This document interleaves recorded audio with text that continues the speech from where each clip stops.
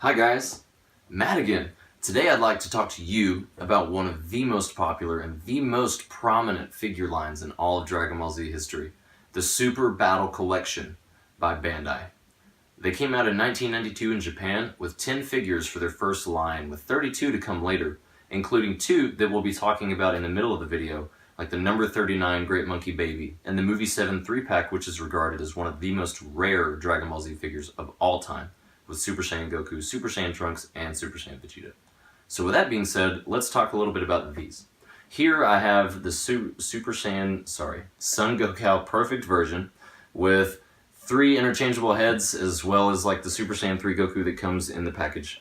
I have the regular Super Saiyan 3 Goku, which we're going to be making comparisons between the two. And I also have Super Saiyan Vegeta and Super Vegeta, which we're going to be making comparisons with as well, to sort of see how they made some of their figures differently. The ones that they put a lot of emphasis on as to the ones that they didn't quite put as much emphasis on, just wanted to get them out there to the line. So without further ado, let's take a look at some of these.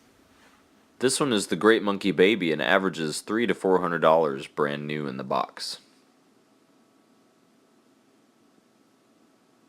And this one is one of the most rare figures of all time, the Movie 7 3-pack, averaging $700 to $1,000 brand new in the box. What's up guys? So this is the comparison here. Right here we have the Sun Gokou Perfect version, and right here we have the Super Saiyan Sun Gokou 3. So let's talk about some of their differences. Apart from just looking at them this way, you can tell this is definitely the superior figure, but let's take a look at from the side. So you can already tell his hair is a little bit more gold.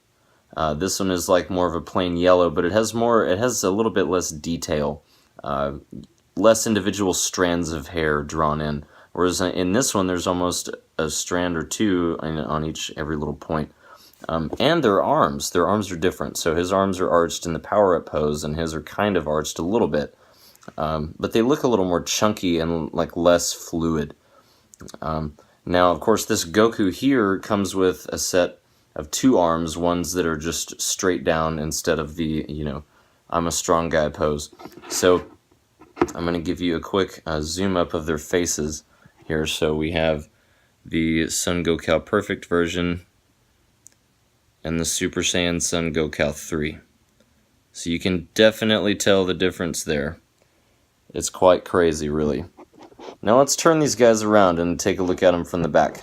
So this is where the difference is really crazy. So take a look at his hair, and now his.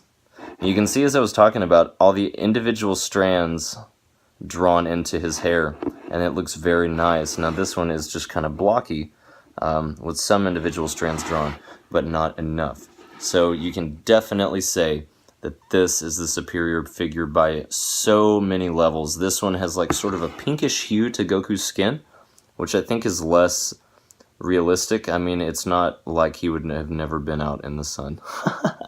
So, with that being said, this guy's definitely cooler. Rock and roll. Let's take a look at our next 2. So here, we got 2 Vegetas. This one is the regular Super Saiyan Vegeta Volume 27. And this one right here is the Super Vegeta Volume number 7. So apart from some of the obvious differences, like one of them is wearing a tank top, one of them is wearing the full sleeve with the armor. I didn't clip the armor on just so you can see how they made their bodies the exact same. So even in the hair, which I'll give you another zoom in here, even in their hair, which is arched almost the same way and clipped back in the same way, these 2 guys are almost the exact same figure, apart from about 4 differences. So the first one being their armor, which is the obvious one. The second one would be that Vegeta's arms here do not match the rest of his skin tone. So you can tell here that his arms are a different color than his face and neck and everything else. So you can absolutely tell that that's kind of like a little lame. I would definitely go more for the Super Vegeta figure as a collector, just because I'm more into that era of Dragon Ball Z anyway. And another difference would be their shoes. So you can see this Vegeta clearly has the ending drawn on, where this one doesn't. But this was also in a time in Dragon Ball Z where Vegeta didn't have those on his boots yet, so it's kind of an understandable difference. But all in all, these guys are really the same figure. Same facial expression, same mold, same hands, same shape, everything. And I'll give you one final close-up, but they even have the exact same facial expression, the little trademark Vegeta smirk there. So, as you can definitely see, these two guys are like one and the same. It is crazy. So, if you get one, you almost have the other. You could just paint this Vegeta and then get some armor, and boom, you have a Super Vegeta. So cool. Thanks for sticking around, guys. Let's talk about some... Alright guys, well that wraps it up for my review and comparison video on Super Battle Collection by Bandai. Definitely this Goku was more superior to this Goku by so many ways. His hair, his face, skin tone, everything down to his boots, and this one was so much better, by far.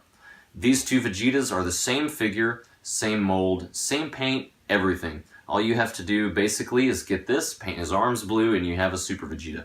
So with that being said, I hope you gained some cool insight into Super Battle Collection by Bandai, my favorite and the most prominent Dragon Ball Z toy distributor ever. Thank you guys very much for watching. Please like, subscribe, and comment your opinion. Thank you very much.